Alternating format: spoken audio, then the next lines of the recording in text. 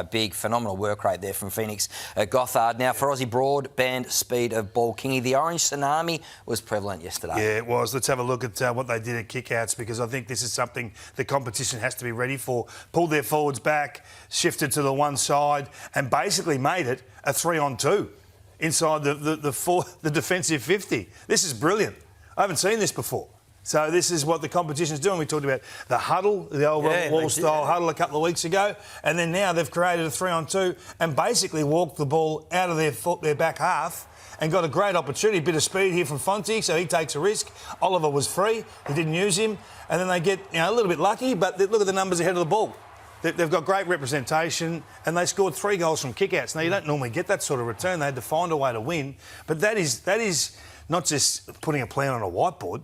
That's absolute execution under game day pressure. That's a huge tick to the coaching staff. It's not all going well at the Giants, but they have the capacity to say, right, what do we need to do right now?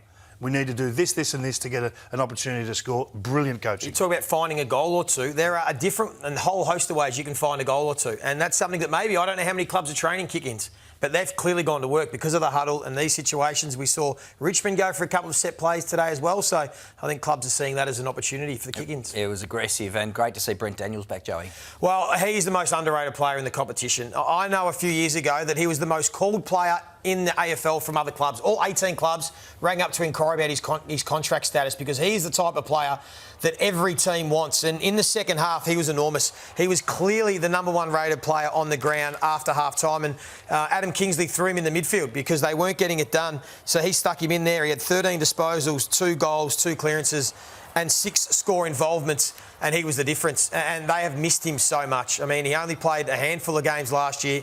He's only been back for the 4 games, but already you can see what he does for this footy club, and they absolutely love him. You speak to anyone at the GWS Giants, they will tell you how good he is. I think sometimes he gets missed by the rest of the people in the footy world because he flies under the radar. But you just take a look at his game ratings. In the 4 games he's played this year, he's been the 8th highest rated on the ground, 5th highest, 4th highest, 5th highest rated on the ground. No one would know that about Brent Daniels, but that's the impact he has. And when you take a look at the importance of the team, the win-loss with and without Brent Daniels since the start of last year, it's only sample size of about 11 games, but they will tell you he's crucial and he was huge again. Locked him away in a long-term contract too to try and safeguard him from those rival raids you talk about. We go back to Thursday night and Kingy.